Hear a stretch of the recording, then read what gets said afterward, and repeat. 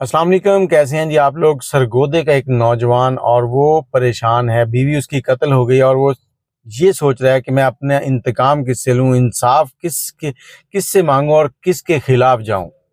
अब होता क्या है, सरगोदा के इलाके में आसमा नामी एक लड़की जो कि बहुत ही खूबसूरत थी, 12 साल पहले उसकी शादी होती है, 4 बच्चे होते हैं, घर के अंदर जिंदगी बड़ी हंसी खुशी गुजर रही होती है और उसका एक आशिक होता है जो बरसों से उसे पसंद कर रहा था। अब ये आशिक जो है उसे बार बार कहता था कि तुम अपने शौहर से तलाक ले लो, नहीं तो मैं तुम्हें भी मार दूंगा और खुद भी मर जाऊंगा, तलाक लो, मुझसे शादी कर लो।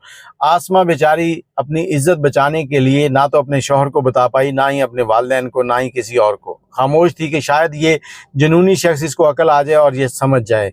लेकिन कुछ ऐसा हुआ चंद रोज पहले कि आसमा का शौहर काम से बाहर गया था और ये जुनूनी शख्स उनके घर में आ गया, उनके घर में घुसा, उसके कमरे में चला गया और जाकर सीधी पिस्तौल उसके सर पे तान दी। पिस्तौल तान कर कहता कि या तो मुझसे शादी कर लो अपने शौहर से तलाक लेकर, नहीं तो मैं तुम्हें गोली मार दूंगी। आसमा कहती कि कुछ खुदा का खौफ करो, मेरे 4 बच्चे हैं, 4 बच्चों को छोड़कर मैं कहाँ जाऊं, मेरा शौहर अच्छा है, मेरी अच्छी जिंदगी गुजर रही है, जाओ तुम अपना काम करो, मुझे जीने दो।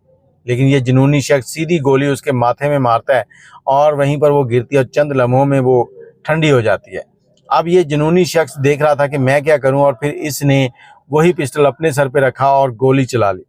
अहले इलाका कहते हैं कि गोली चलने के बाद जब अहले इलाका जमा हो गए तो 1 घंटे तक ये जुनूनी आशिक खुदकश जो खुदकुशी करने वाला वहां पर तड़पता रहा, क्योंकि गोली जहां इसने चलानी थी सही सीधी लगी नहीं या टेढ़ी लगी, जो भी हुआ इसकी जान इतनी मुश्किल से निकली कि 1 घंटे तक ये तकलीफ में रहा और तकलीफ को बर्दाश्त करता रहा।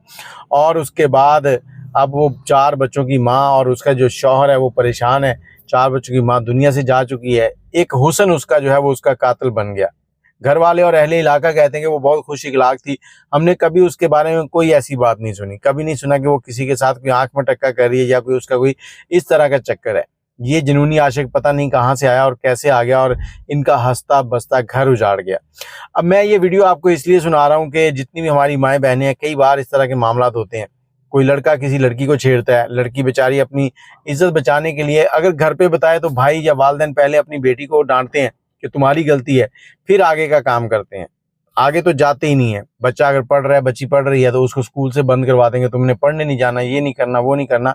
बजाय इसके कि मामले का हल निकाला जाए, लड़की के ऊपर पाबंदियां लगा दी जाती हैं और लड़की इन्हीं पाबंदियों से बचने के लिए खामोश हो जाती है कि शायद ये वक्त गुजर जाए और मेरी तालीम जारी रहे, मेरे ऊपर पाबंदियां ना लगें और मैं इसी तरह से आगे बढ़ती रहूं और ये शख्स जो है जो मुझे तंग कर रहा है ये मेरे रास्ते से हट जाएगा।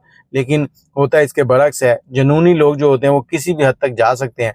इसलिए मेरा माएँ बहनें जो भी हैं उनसे ये गुजारिश है कि अगर आपके साथ कोई ऐसा मामला पेश आ रहा है तो उसे फौरी तौर पर अपने घर वालों से ज़रूर शेयर करें ताकि वो इसका कोई पॉजिटिव हल निकाल सकें। बाकी आप अपनी राय कमेंट में ज़रूर दीजिएगा।